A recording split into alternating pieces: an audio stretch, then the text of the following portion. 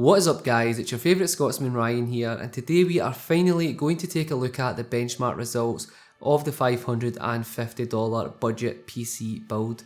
So I know that when you take $550 and convert it to pounds, it's around 390, but after the government takes all your money, it is more likely going to be around £500 here in the UK. Just before anyone Googles it, that is what you are looking at.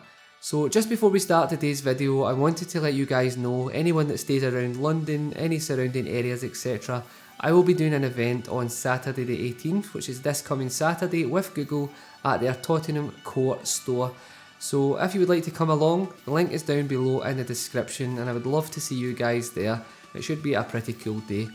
So jumping into the video itself, just before we begin the benchmarks, I have overclocked the system to 4.3 GHz, and obviously I am using the Cooler Master cooler that we done in the build. If you haven't seen the other videos, I have left them all linked below. We have a time-lapse build and all the parts list.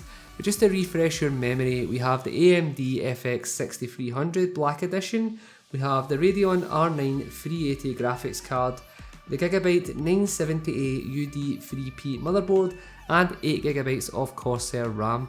This little budget build has actually really surprised me when it comes to benchmarks, and as you can see, we scored a pretty respectful 7075 on Firestrike. Moving on to the gaming section, I think you guys are definitely going to be impressed, but just before that, if you would like to see more in-depth benchmarks, I have actually done loads of them, and I will be doing a written post on my website, which I will leave linked down below tomorrow when it goes live, so if you would like to see that, just make sure to check back.